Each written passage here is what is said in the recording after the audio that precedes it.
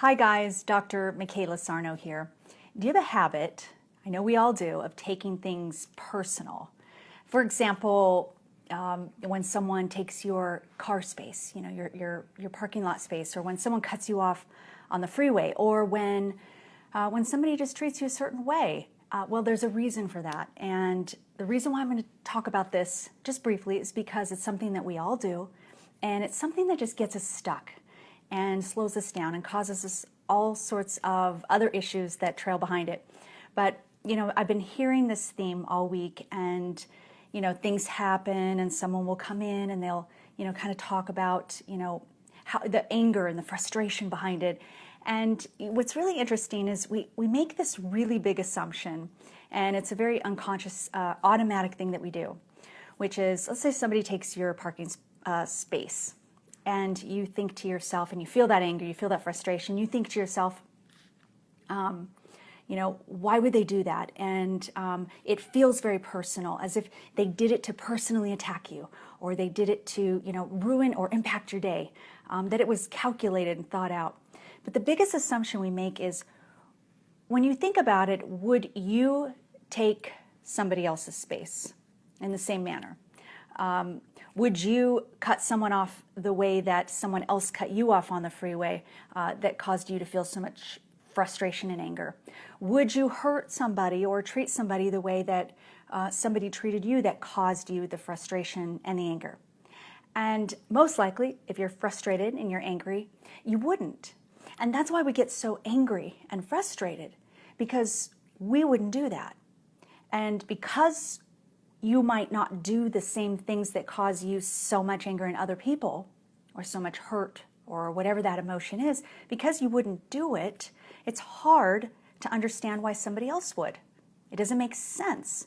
It's like trying to understand crazy. It's trying to understand somebody else. We'll never understand anybody else because we don't have the same brain.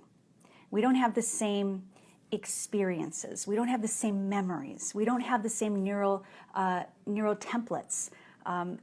We don't have the same way of thinking or thought process. So we make that assumption that everybody thinks the same way I do.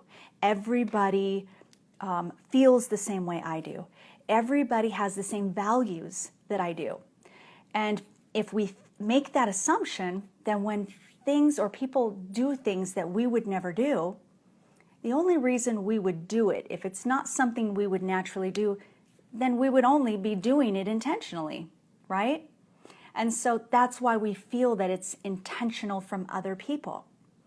Because if we wouldn't do it, then it must be on purpose. There must be a reason. There must be a master plan behind it. Extending grace goes a long way. Thanks, Robin. Thanks for joining. So when you get into these situations with other people or these events that happen in your life, and you immediately feel that frustration, it's because of an assumption of an intention of another. And that's a major assumption you're making based on your own values, your own experiences, when really, most likely, this person took your parking space because they're just in their own world, or they're just it's just part of their own template, their own narrative, their own insensitiveness, their own lack of thoughtfulness, their own lack of following directions, or whatever the reason is. But it really has nothing to do with you because they don't know you. It can't be personal unless somebody personally knows you. And remember, when anything feels personal, or when people have power over us, or things have power over us, it's because it's defining us somehow.